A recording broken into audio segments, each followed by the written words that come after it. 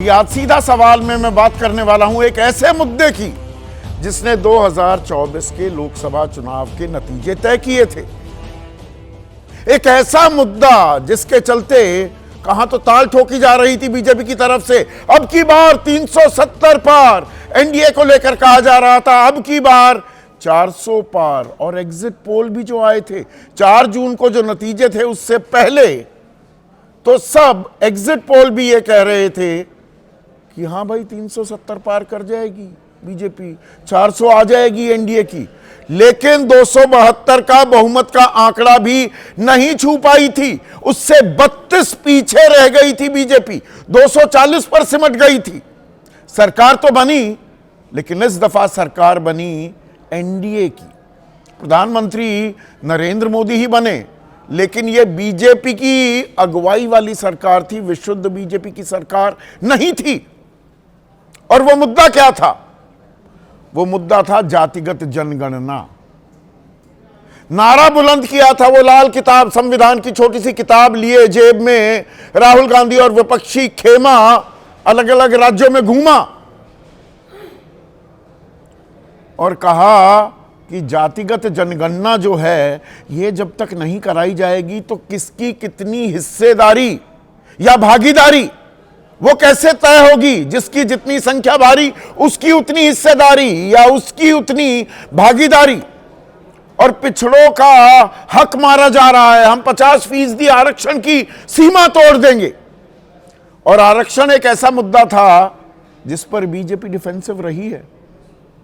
वो 2015 के बिहार के चुनाव आपको याद होंगे कि आरक्षण की समीक्षा करने की बात भर कह दी सरसंघचालक मोहन भागवत ने, और वहां पर तब नीतीश और लालू प्रसाद यादव साथ थे। ऐसी पटखनी दी थी बीजेपी को, 100 से भी ज्यादा का अंतर था महागठबंधन और बीजेपी के एनडीए गठबंधन की सीटों में। तो बीजेपी कभी हां कभी ना करती लगातार आ रही थी जातिगत जनगणना को लेकर।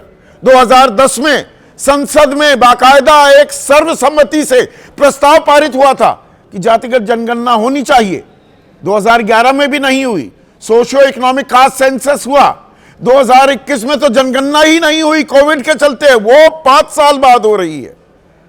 और कल इसकी अधिसूचना जारी की सरकार ने। 2025 में पिछले साल वादा किया था जातिगत जनगणना कराएंगे, पर कल जो देर रात अधिसूचना जारी हुई उसमें कहा गया जनगणना होगी, जातिगत जनगणना बाद में होगी। तो साथ साथ क्यों नहीं 1-2 कॉलम ही तो एक्स्ट्रा ऐड होने थे। 33 चीजें पूछी जाएंगी, 34वीं बात नहीं पूछी जाएगी, आपकी जाति। अब विपक्ष हमलावर है कि ये बीजेपी का जुमला है, ये पिछड़ों का हक मारना चाहती है, ये आरक्षण नहीं देना चाहती। हम तो 50% की इंदिरा साहनी जजमेंट में जो लक्ष्मण रेखा है उसे भी तोड़ेंगे। तो राजनीति ने नई अंगड़ाई ले ली है क्या? और फिर लड़ाई जातिगत जनगणना पर आई और पिछड़ों और उनके आरक्षण पर आ गई है क्या? कोई चैनल ये खबर आपको दिखा नहीं रहा जिसने 2024 का चुनाव तय कर दिया। इससे बड़ी आज कोई राजनीतिक खबर नहीं है, लेकिन सब चुप्पी साधे बैठे हैं। अभी संतों को संतों से लड़वाना है। पहले संत महंत और मौलानाओं की लड़ाई होती थी, आजकल संतों की आपस में लड़ाई वही दिखाने में मशगूल हैं सभी न्यूज चैनल। ऐसे में आपकी राय क्या है? आपके सुझाव और आपके सवाल जो अब सीधा सवाल के अहम हिस्सा बन चुके हैं, उनका रहेगा इंतजार। कल देर रात राजनीति के ऊंट ने एक और करवट ली है, एक और अंगड़ाई ली है राजनीति ने, और यह लड़ाई फिर से 2024 पर आती दिखाई दे रही है।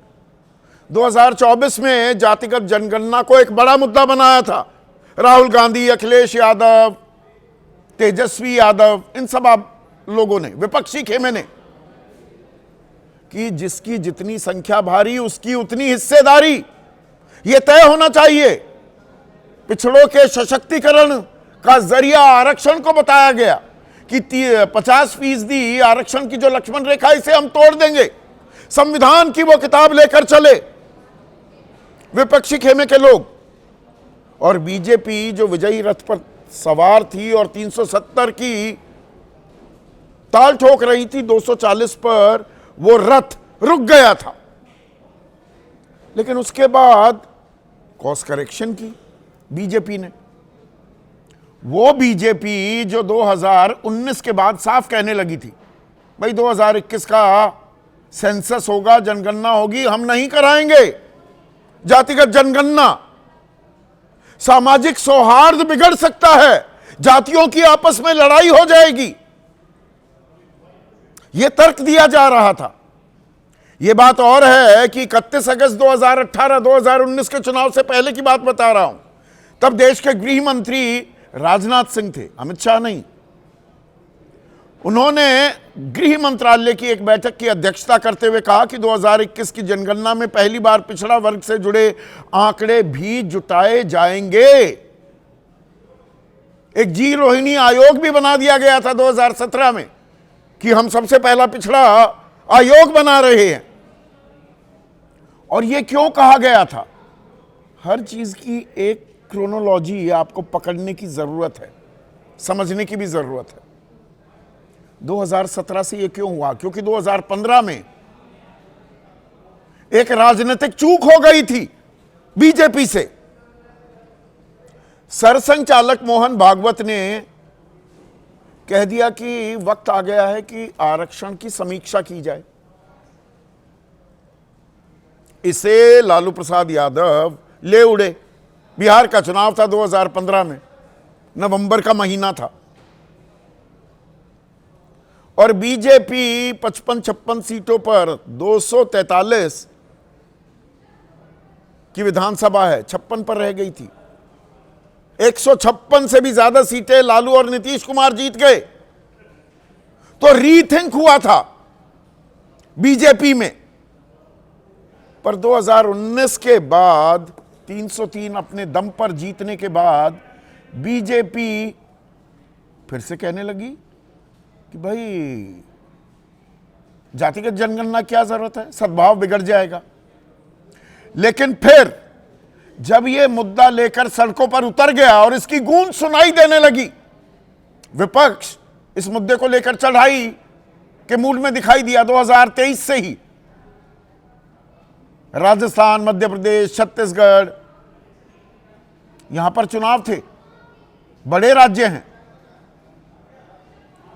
तो बीजेपी ने कहा कि उनके मुख्य रणनीतिकार चाणक्य अमित शाह, बीजेपी कभी भी जातिगत जनगणना के विचार के खिलाफ नहीं रही, लेकिन हम इसे ऐसा मुद्दा नहीं बनाते कि जिससे वोटों की राजनीति हो। लेकिन साथ ही साथ एक समानांतर धारा भी चल रही थी। प्रधानमंत्री मोदी कह रहे थे कि देश में 4 जातियां हैं, गरीब, युवा, महिला और किसान। तो जातिगत जनगणना पर खुलकर हां करने को भी तैयार नहीं दिखाई दे रही थी बीजेपी। पर जब नतीजा आया चुनाव का, तो उसके बाद साफ कहने लगी बीजेपी कि हम तो कराएंगे। और फिर कैबिनेट की एक बैठक हुई, पार्लियामेंट पॉलिटिकल अफेयर्स की जो कमेटी होती है संसद कैबिनेट की, उसमें क्या कहा गया कि जब जनगणना होगी तो उसमें जातिगत जनगणना भी कराई जाएगी। सरकार ने अपना मन साफ कर दिया। 30 अप्रैल को जातिगत जनगणना कराने के पक्ष में फैसला लिया गया। पर कल देर रात क्या हुआ? मेरे हाथ में ये गैजेट नोटिफिकेशन है, अधिसूचना। सरकार ने अधिसूचना जारी की, गृह मंत्रालय ने, और इसमें क्या कहा गया? यह अनुदेश देती है कि वे सभी जनगणना अधिकारी जिसके लिए उन्हें नियुक्त किया गया, अपनी नियुक्ति से संबंधित स्थानीय क्षेत्रों की सीमाओं के भीतर भारत की जनगणना 2027 के संबंध में मकान सूचीकरण तथा मकानों की गणना अनुसूचियों के माध्यम से जानकारी एकत्रित करने के लिए नीचे प्रगणित मदों के संबंध में सभी व्यक्तियों से इस प्रकार के प्रश्न पूछे, यानी कि जनगणना की कार्रवाई शुरू की जाए। यह कब से कब होगी? 1 अप्रैल इसी साल 2026 से लेकर 30 सितंबर 2026 33 सवाल पूछे जाएंगे और पता लगेगा देश की जनसंख्या कितनी है। 5 साल बाद हो रही है, विलंब से। 2021 में होनी थी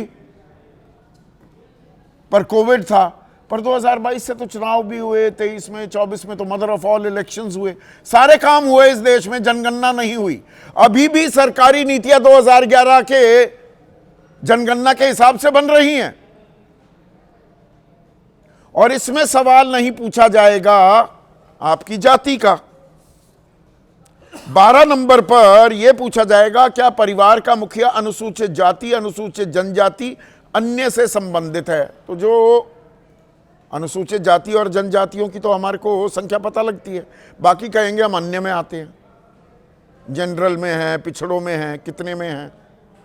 और कास्ट सेंसस, जातिगत जनगणना आखिरी दफा 95 साल पहले 1931 में हुई थी। फिर 2011 में सोशो इकोनॉमिक कास्ट सेंसस तो हुआ, लेकिन उसकी जानकारी सार्वजनिक नहीं की गई। अब एक और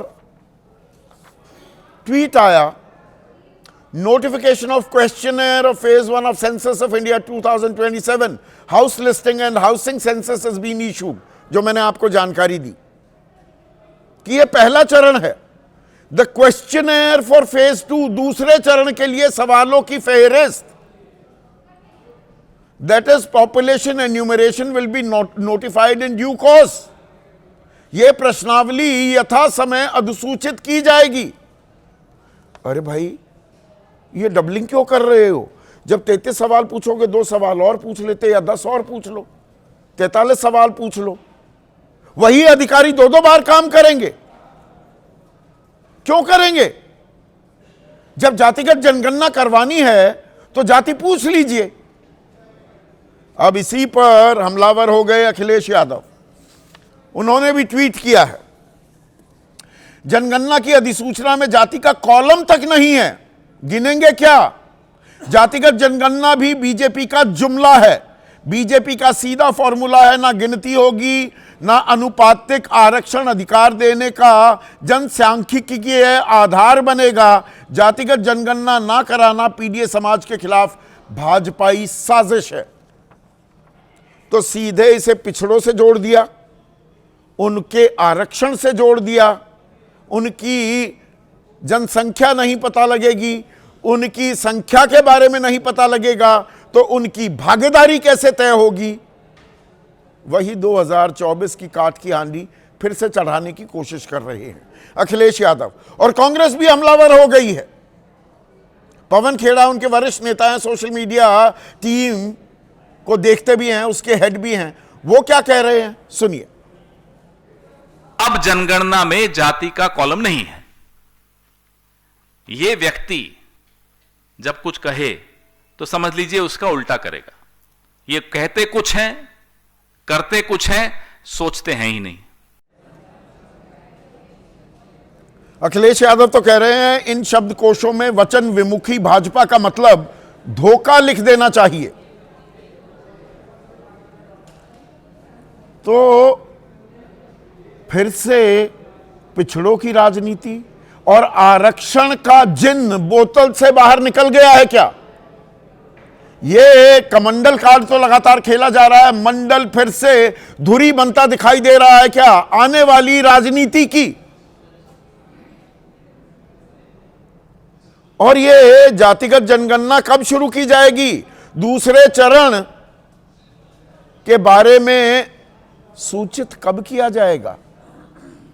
इसी पर आज मैं चर्चा करने वाला हूं। ऐसे में आज का सीधा सवाल, जाति जनगणना की लड़ाई पिछड़ा आरक्षण पर आई और 2025 में सरकार का वादा 2026 में बदला इरादा। साल भर भी नहीं हुआ, 30 अप्रैल को कैबिनेट की पॉलिटिकल अफेयर्स कमेटी ने ये बैठक में इस बात के लिए हामी भर दी गई थी।